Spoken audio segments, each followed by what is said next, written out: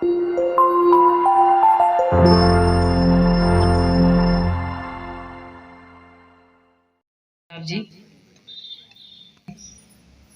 अर्चनीय वंदनीय मुद मंगलमय संत समाज, भक्त साधक, ममतामयी माताएं, बहनें एवं बच्चे, अभी आप सभी सत्संग का अमृत पान कर रहे थे। सभी साधकों ने अपने विचार रखे। कुछ ऐसे विचार थे जिन विचारों से हम अवगत नहीं होते हैं, तो मेरे अंदर वो प्रवेश नहीं करते हैं, सर के ऊपर से निकल जाते हैं। लेकिन यहाँ सुने हुए प्रत्येक वाक्य पर मनन और चिंतन जरूर करना। कहा हुआ जो शब्द है, आपकी कसौटी पर जब खरा उतरे तो उसे जरूर मानने की कोशिश करना। अभी तक जो मानते रहे हो, जो जानते रहे हो कि जानत जानत युग भयो, अब हूँ हो अनजान, कहे समल दास चेत नर, क्या तो पशु समान। जो जानते रहे, अब कुछ और जानने की कोशिश करो। वही खूंटा क्यों पकड़े हुए हो? आज इस रक्षाबंधन के उपलक्ष्य में आप सभी घर गृहस्थी में मनाते हुए बहन भाई के हाथ में कुछ एक धागा बांधती है। वो लाल रंग का हो, पीले रंग का हो, काले रंग का हो, कैसा भी हो, और उम्मीद करती है कि मेरा भाई मेरी रक्षा करेगा। शायद ऐसा ही होता होगा, लेकिन सही मायने में आप आज के समाज को देखिए, कौन भाई कितने बहन की क्या रक्षा करता है। यदि आंख पसार के देखो तो सबसे ज्यादा परिवारी जन ही एक दूसरे का शोषण करते हैं। कितनी बहनों के धन को, जो उनकी जेवर को भाई ले आते और बेच देते हैं। उनकी ससुराल से धोखे से या कैसे भी कर्जे के रूप में कैसे लेके आते हैं और बहन को चाहे घर से निकाल दिया जाए। क्या यही रक्षा है? क्या उस एक धागे में रक्षा बंधी हुई है? लेकिन हमारे सभी गुरु भाई बंधुओं ने क्या कहा कि वो तो झूठे नाते रिश्ते हैं। यदि मुझे सच्चा अपना संबंध बनाना है तो अपने सदगुरु से बनाना है, और सदगुरु का संबंध कभी किसी भी लोभ लालच का नहीं होता है। उनका तो प्रतिदिन बढ़ता जाता है। जैसे एक एक कौड़ी, एक एक रुपए हम अपनी गुल्लक में जमा करते हैं और उसमें बढ़ता ही जाता है, उसी तरह मेरा सदगुरु के प्रति स्नेह बढ़ता ही जाता है। इसलिए आप लोग दूर दराज से आए हुए इस त्योहार पे यहाँ बैठे हुए हैं। और सबसे महत्वपूर्ण बात या एक तारीफ की बात है कि हमारे परम भक्त राकेश जी, जो कम से कम 700-800 किलोमीटर दूर, यहाँ आप लोगों का स्नेह, इस जगह का स्नेह, गुरुदेव की कुछ रूह का स्नेह होगा जो उन्हें खींच लाया। आप लोग तो 1 घंटे बाद अपने घर परिवार में माता पिता भाई बहन के पास पहुंच भी जाओगे, लेकिन वो सारे संबंधों को छोड़कर एक सदगुरु के स्नेह से यहाँ आप लोगों के बीच बैठे हुए हैं। ये बहुत ही समझने और देखने के लिए आपके सामने उदाहरण है। ये क्या है? यही तो संस्कार होते हैं कि पता नहीं किस जन्म के किसके क्या संस्कार होते हैं, किसे कहाँ जाना पड़े, किसे कहाँ ज्ञान प्राप्त हो, और अच्छी श्रद्धा भी रखते हैं। एक बार हमारा फोन गिर गया, स्क्रीन खराब हो गई, तो मैंने तो ग्रुप में मैसेज इसलिए डाला कि भाई कोई जरूरी मैसेज कोई न डाले और हमें दिखाई नहीं देगा, फिर बाद में वो बेचारा परेशान हो। तो मैंने कहा मुझसे कोई मैसेज की उम्मीद मत करना जब तक मेरा फोन सही नहीं होता है। राकेश जी को पता चला, इन्होंने ग्रुप में कुछ डालते रहे कि गुरुजी का फोन खराब हो गया, हम सब लोग मिलके व्यवस्था करें, और सभी गुरु भाइयों ने उन्होंने खुद मिलके एक नए फोन की व्यवस्था कर दी। आज के प्रसाद की व्यवस्था भी राकेश जी की तरफ से है, दही और जलेबी की। श्रद्धा के साथ साथ भक्ति, हालांकि ये उनका बड़प्पन है, क्या गए कि सारी भक्ति या कबीरपंथी या ज्ञान यूपी में है, लेकिन हम ये कह सकते हैं कि राजस्थान हो, चाहे छत्तीसगढ़ हो, चाहे मध्य प्रदेश हो, चाहे बिहार हो और चाहे यूपी हो, इन प्रदेशों से या जात से कोई ज्ञान बंधा नहीं है। ज्ञान किसी को कहीं भी किसी भी स्थिति में हो सकता है, वो कोई कहीं का हो। बस ज्ञान के लिए एक सच्चा निर्मल मन चाहिए। आपका हृदय शांत है, मन स्वच्छ है, जानने की जिज्ञासा है, कुछ सीखने की। कोई संत हो चाहे ग्रस्त हो, इस बात को आज गांठ बांध लेना कि ज्ञान कभी भी पूर्ण नहीं होता है। कोई ये कहे कि मुझे पूरा ज्ञान हो गया, हम पूर्ण रूपेण पूर्णत्व को प्राप्त हो गए, ये संसार का या आध्यात्मिक ज्ञान कभी पूर्ण नहीं होता है। ये एक तरह से अधूरा ही रहता है। इसको कुछ न कुछ हमें सीखते ही रहना चाहिए। और हम सब लोग सीख रहे हैं, हम भी सीख रहे हैं। ज्ञान हो गया ठीक बात है, लेकिन इस ज्ञान को बढ़ाते ही रहना चाहिए। और वो ज्ञान बढ़ता है सत्संग से, स्वाध्याय से, सद्गुरु की सानिध्य से और साधना से। इन 4 तरीकों से ज्ञान बढ़ता है। और ज्ञान कौन सा हो? कबीर साहब ने कहा है कि बोली हमारी पूरब की, हमको लखे न कोई, हमको तो सो ही लखे जो धुर पूरब का। अब बताइए, अब आप लोग सोचते होंगे कि जो पूरब दिशा में बसते हैं बस वही हमारी बोली समझ सकते हैं। या पूरब दिशा किसको कहा गया है? अच्छा, सूर्य किधर निकलता है? सूर्य पूरब में निकलता है। कबीर साहब का आशय था ज्ञान से।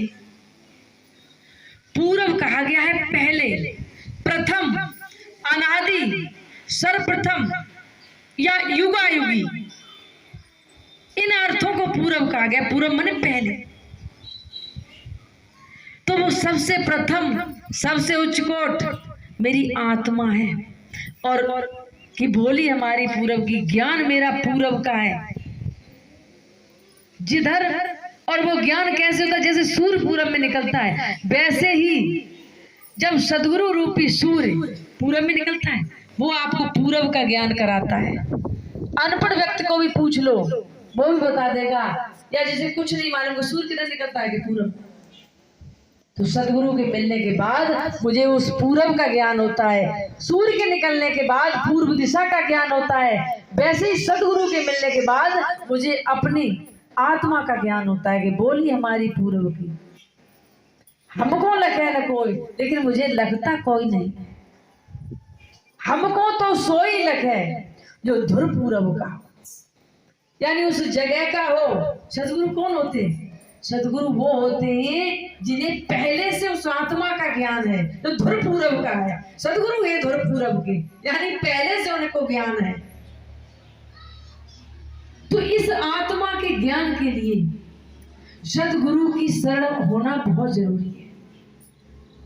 और जिसने तन मन धन से गुरु की सानिध्य प्राप्त कर ली है, उनकी शरण में आ गया है और नतमस्तक हो गया है कि सतगुरु बचन पे जो जन डट गए, कट गए फंद 84 के। जो सदगुरु के वचनों पे टिक जाता है, उसके ही 84 के फंद कटते हैं। और नहीं तो गुरु के अंदर भी कितने लोग टीका टिप्पणी करते रहते हैं, कितने लोग उसमें कमियां निकालते रहते हैं। और जो कमी वाले हैं वो गुरु नहीं है। वो तो ये मान लीजिए कि नाती से बाबा हो गए, वाले नाती हो गए, उन्होंने बाबा बना दिया है। या घर परिवार में परेशान हो गए हैं तो उन्होंने भेष ले लिया है। लेकिन सदगुरु की पदवी वो होती है जिन्हें स्वयं, जो धुर पूरब का हो, जिन्हें स्वयं पूर्ण ज्ञान हो, वही दूसरे को ज्ञान करा सकता है। कहा गया है कि इज्जतदार व्यक्ति ही दूसरे को इज्जत दे सकता है, धनवान व्यक्ति ही दान कर सकता है, ऐसा निर्धन क्या दान करेगा, और ज्ञानी व्यक्ति ही दूसरे को ज्ञान दे सकता है, बलवान व्यक्ति ही दूसरे की मदद कर सकता है, जिससे स्वयं रास्ता नहीं चली जाती हो वो दूसरे को क्या नाला पार कराएगा। सोचिए, जिसके पास जो सामग्री होगी वही तो दूसरे को देगा। कहने के लिए एक उदाहरण आता है कि अकबर और बीरबल में एक तरह से मित्रता भी थी और कभी कभी वो एक दूसरे को नीचा भी दिखाने लगते थे। अकबर ने कहा कि बीरबल को आज चिढ़ाते हैं। उन्होंने कहा, बीरबल कि तेरे मुंह में तो विष्ठा है। अब बीरबल ने सोचा कि अकबर ने बात तो बहुत गंदी कही है, अब इसका जवाब क्या दें। उन्होंने कहा कि राजन, आपके मुंह में घी और शक्कर। और उन्होंने कहा कि मैंने तुझसे इतनी बुरी बात कही, उसके बदले में तूने ये क्या कहा।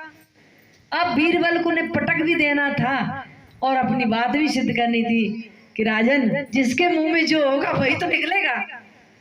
कहने का मतलब है, अब आगे कुछ नहीं कहा, अर्थ स्पष्ट नहीं किया, बस इतना ही कहा कि प्रभु जिसके मुंह में जो होगा, यानी जिसके पास जो होगा वही निकलेगा। जो रहे करवा सो निकले टोटी। कभी साहब का एक साखी है कि करवा में जो होगा, दूध होगा तो दूध टोटी से निकलेगा, पानी होगा तो पानी निकलेगा, छाछ होगी तो छाछ निकलेगा, घी होगा तो घी निकलेगा। अब आपके मुंह में जो था वो आपके मुंह से निकला और मेरे मुंह में जो था वो मेरे मुंह से निकला। कहने का आशय है कि आपके पास जो चीज होगी वही तो आप दोगे।